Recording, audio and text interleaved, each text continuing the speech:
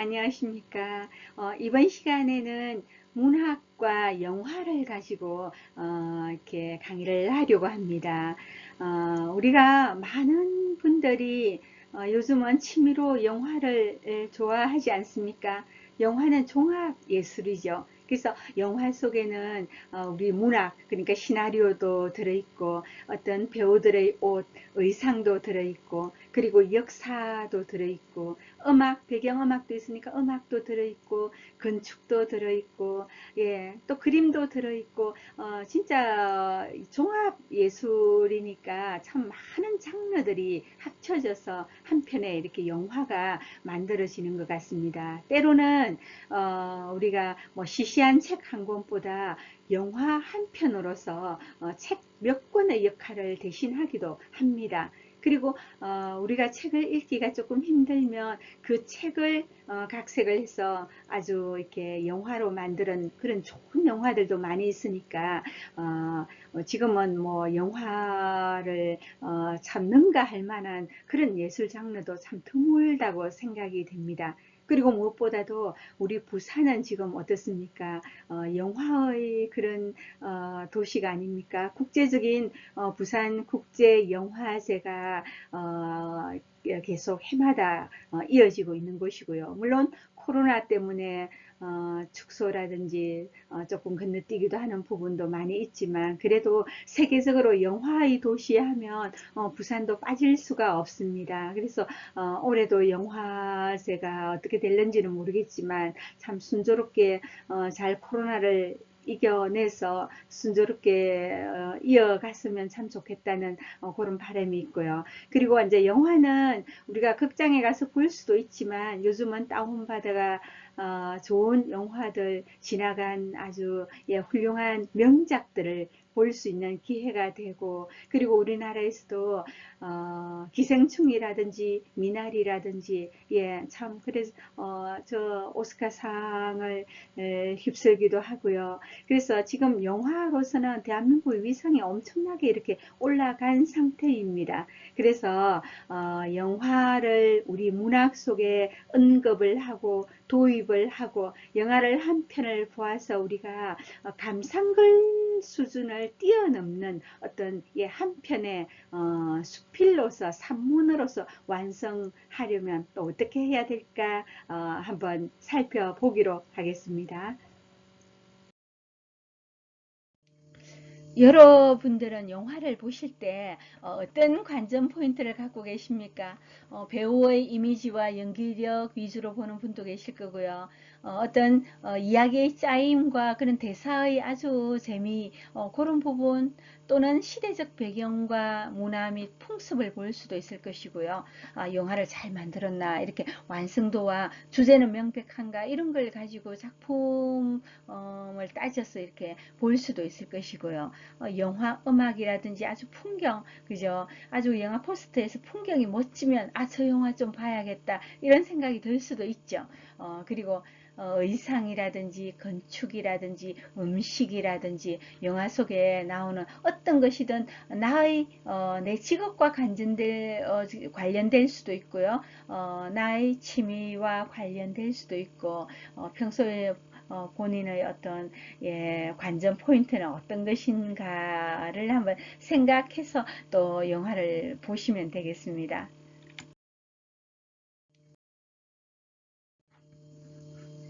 제가 쓴 글 중에서 다큐멘터리 영화 불온한 당신을 보고 쓴 글이 있습니다. 여기에 나온 포스터에 나오는 이 분이 주인공이죠. 주인공인데 바짓이라고 불리는 겁니다. 자, 그 바짓이라는 것은 그 70년대에 어떤 이렇게 그 당시에는 레즈비언이라든지 게이라든지 또는 양성애자라든지 트랜스젠더라든지 이런 이제 성소수자 또는 퀴어라든지 이런 이름이 없었던 시대에 이제 바짓이는 이렇게 레즈비언 중에서도 이렇게 뭐라 그럴까, 남자 젠더 역할을 하는 사람을 바지시라고 불렀고요. 반대로 여성적인 어떤 젠더를 실천하는 사람을 치마시로 이렇게 불렸습니다. 그래서 이분은 레즈비언인데 뭐 트랜스젠더 수술하고 이렇게 하신 분은 아니고 그대로 여성의 몸을 가지고 있습니다. 가지고 있지만은 남자 이제 행세를 하는데 단 한 번도 본인은 여자라고 생각해 보지 않았다고 그러죠. 실제로 이제 이분이 이름이 원래 이름이 있더라도 이묵이란 이름으로 오랫동안 사셨고요.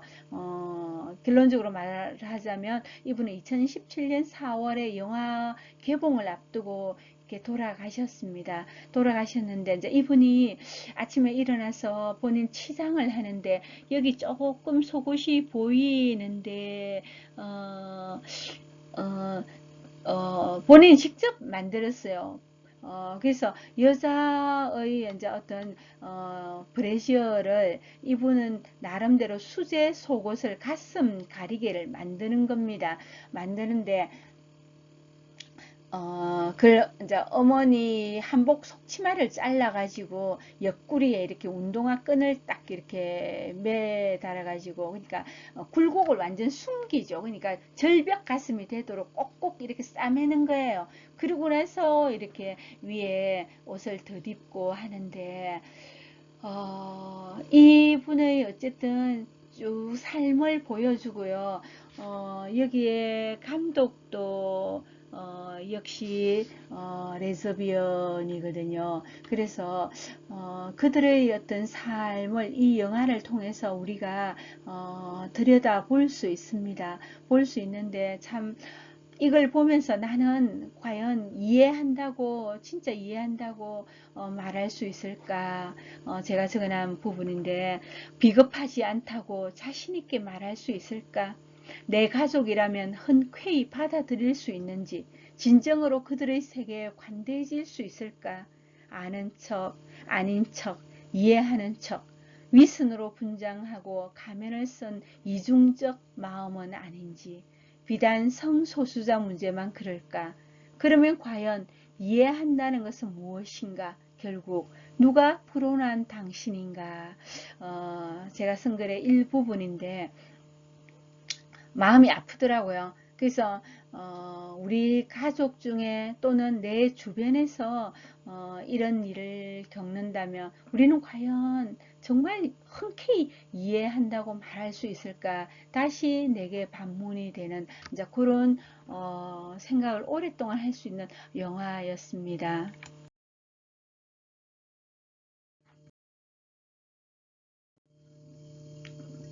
영화 버킷리스트를 보고 정성화 선생님이 죽으면서도 유쾌하게 하는 글을 썼죠.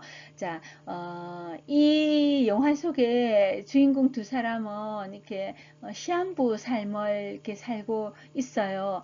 이제 둘다 1년이 채 안 되는 그런 이렇게 생의 이제 남은 기간을 의사로부터 전해 듣고 병실에 이제 가만히 누워 있는 게 아니고 이분들은 버킷리스트를 작성해서 하나하나 이렇게 실천을 합니다.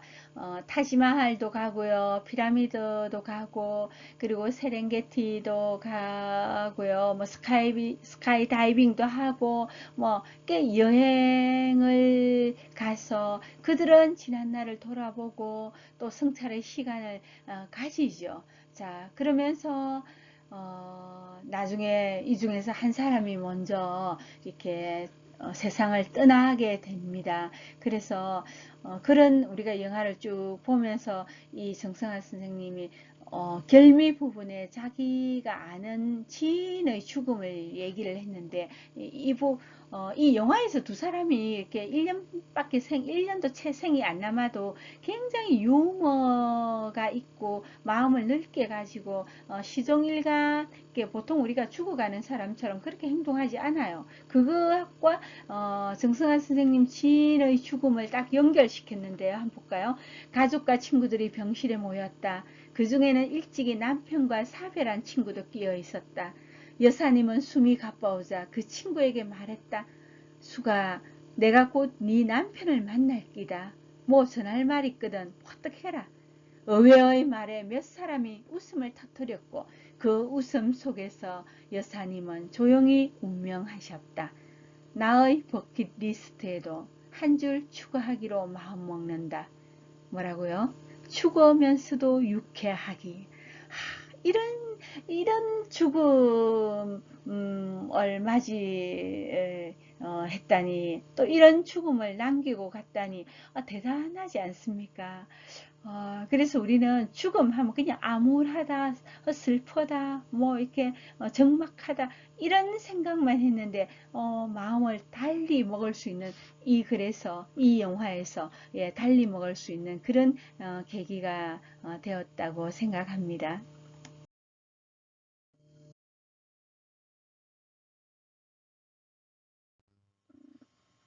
네, 이번에는 조재은 선생님이 쓴 영화 같은 수필의 일부분을 우리가 한번 보겠습니다. 조재은 선생님은 현대 수필이라는 잡지의 주간으로 예, 계시는 서울에 계시는 분입니다.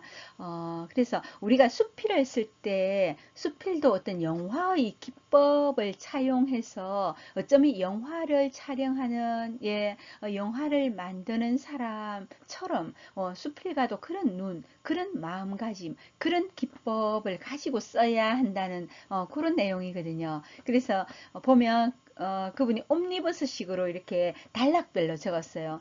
수필가 그는 어떻게 해야 된다. 또 수필가 눈은 어떤 눈을 가져야 된다. 수필가는 어떤 색을 생각해야 된다. 수필가는 또 어둠과 밝음에서 어떻게 생각해야 된다. 수필가의 목소리는 어떠해야 된다. 뭐 수필가의 나이는 어떻게 해야 된다. 뭐 이런 옴니버스식으로 적었는데 그 중에서 이제 첫 단락에 있는 수필가 그는 이제 해놓고 그 다음에 얘기를 이어갔습니다. 그래서 처음에 보면 수필가의 자세는 아주 노련한 배우의 숙련된 연기 같아야 한다라고 이분이 주장을 하죠. 배우가 고정된 스타일의 연기만을 오래 지속할 경우에는 생명이 짧다라고 주장을 합니다. 맞지 않습니까? 맡은 역할에 따라서 변신해야 되죠. 그래서 이 무슨 말이냐면 뭐 어떤 배우가 예를 들면 연인 아름다운 연인 역을 그 연인들에 나오는 그 여인의 역을 맡았다면 자기도 그 아름다운 여인처럼 그런 이미지를 만들어 가야 되죠. 그래서 나름대로 그림 그리라든지 목소리라든지 뭐 여러 가지 뭐 얼굴 표정이라든지 몸매라든지 예, 헤어스타일이라든지 그렇게 그 주인공에 맞춰서 사전에 자기가 만들어 가는 게 필요하다는 거죠. 또 예를 들면 어떤 이번에 맡은 역할이 뭐 복스라든지 아니면 축구 선수라든지 하면 그 부분에 대해서 그냥 연습을 하는 거죠. 선수들처럼 연습을 해서 어느 정도 흉내를 내야 되죠. 그래서 이제 배우들이 그렇게 하듯이 수필가들도 마찬가지로 내가 예를 들면 도자기에 대해서 한 편을 쓴다 하면 그 도공의 그 심리, 그 도예 공방에 가서 지켜보고 느껴보고 이렇게 해야 된다는 거죠. 그래서 수필가가 우리가 여러 글을 쓰는 사람이 내가 뭐 도자기에 대해 글을 쓸 수도 있을 것이고요. 아주 뭐 그러면 배에 대해서 배 상공에 대해서 글을 쓴다면 그 배를 타고 또 어부에 대해서 글을 쓴다면 그 고기 잡는 걸 지켜보고 하는 그런 것들이 필요하다. 그래서 수필가의 눈은 카메라 렌즈처럼 저기 영화에서 렌즈가 참 시간과 공간을 넘나들면서 아주 가까이 됐다가 멀리 됐다가 이렇게 찍지 않습니까? 그렇게 수필가들 글을 쓰는 사람도 그런 눈을 가져야 된다 하는 것을 말씀을 하고 있습니다.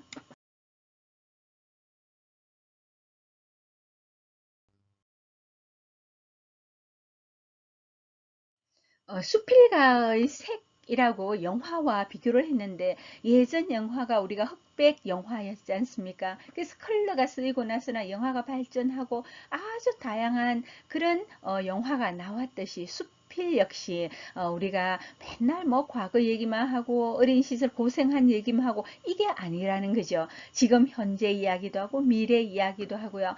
그리고 자연 이야기도 하고 사람 이야기도 하고 과학 이야기도 하고 환경 이야기도 해야 된다는 겁니다. 예, 그런 뜻으로 말을 했고, 수필의 목소리도 한번 보면 우리가 목소리 하면 소리니까 수필은 우리가 영화에서는 우리가 한 편을 보고 나면 배경음악 기억하지 않습니까?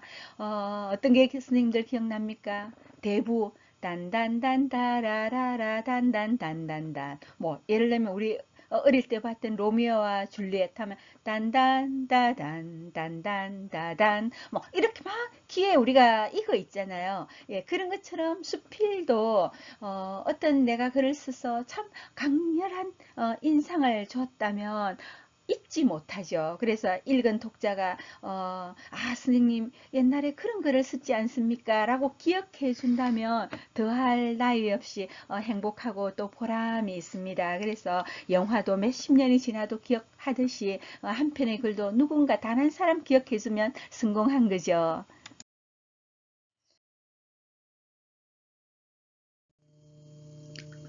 김현숙 선생님은 영화 물숨을 보고 물숨을 먹다라는 글을 썼습니다. 영화 물숨은 한 7년에 걸쳐가지고 우도 해녀들의 그 일상을 담은 다큐멘터리입니다. 저도 국제영화제 때 이것을 봤는데 이제 이분이 이 영화를 보게 된 계기는 자기 어머니도 평생 바다에서 산 해녀였다고 그럽니다. 그래서 꼭 이걸 봐야겠다 해서 영화 개봉할 때 이분이 이제 이렇게 보았는데 여기서 보면 참 가슴 아픈 얘기들도 많이 나와요. 이렇게 취재 그러니까 다큐멘터리 인터뷰를 하는데 어느 해녀는 18살 해녀인 딸을 바다에서 잃은 거죠. 그 딸이 파도에 쓸려가지고 결국은 섬 건너 마을에 떠오르고 그 딸을 묻고 그 딸을 앗아간 바다에서 다시 바다에 들어가서 물질을 하게 되는 자, 그런 내용도 나오고요. 참 그냥 운명에 순종하는 거죠. 그 사람들은 먹고 살기 위해서. 자, 물숨이라는 게 무엇일까요? 우리가 해녀들이 바다 속에서 이렇게 물질을 하다가 나중에 바다 밖으로 휴 하고 나가 숨 쉬는 걸 무엇이라 그럽니까? 해녀들이 예, 그거는 물숨 반대로 숨비소리라고 하지 않습니까? 그죠? 근데 물숨이라는 것은 여기 글에도 있지만 볼까요? 자, 땅에서 숨을 쉬지 않는 것이 죽음이나 아이러니하게도 물 속에서 숨을 쉬는 것이 죽음이다. 물 속에서 숨을 참지 못하고 숨을 쉬면 물을 먹기 시작한다. 해녀들은 그걸 물숨을 먹었다고 한다. 살려고 발부둥을 치면 칠수록 힘은 빠지고 물숨은 또 물숨을 부른다 했잖아요. 그래서 이분들은 바다 속에서 숨을 쉬면 물이 몸속에 들어오죠. 그렇게 되면 이렇게 바다 밖으로 나갈 수가 없고 물 먹고 거기서 빠져서 예, 결국은 목숨과 바꾸게 되는 겁니다. 그래서 물숨을 먹지 않아야 된다는 건데 이제 이 김현숙 선생님이 그 물숨을 가지고 자기가 도시에서 살면서 자기가 참 자기는 물에서도 번번이 이렇게 제대로 이렇게 물질도 못했는데 도시에 와서도 사는 것도 미숙해서 번번이 물숨을 먹었다. 그래서 그 해녀들이 쓰는 물숨을 자기의 생에 갖다 쓰는 것은 참 가당치 않지만 어쨌든 자기는 그 물숨이라는 것은 늘 과한 욕심값이라는 것을 안다고 이제 그렇게 적었습니다. 영화에서도 그 욕심이 물숨을 부른다고 하는데 숨이 남아 있을 때 물 위로 올라가야 살지 뭐 그냥 숨이 찼을 때 올라가기는 힘이 든다는 거죠. 그래서 그게 목숨값이다. 그래서 우리는 포기할 줄 알아야 될 때 포기를 하는 것이 진정한 고수다 하는 부분을 이분이 글로 통해서 우리에게 확신을 시켜 주었습니다. 그래서 관심 있으면 물숨도 한번 보시고 버킷리스트도 한번 보시고 불온한 당신, 예, 호밀밭의 바나나, 예, 그런 영화들 다 좋으니까 한번 예, 보시면 좋겠습니다.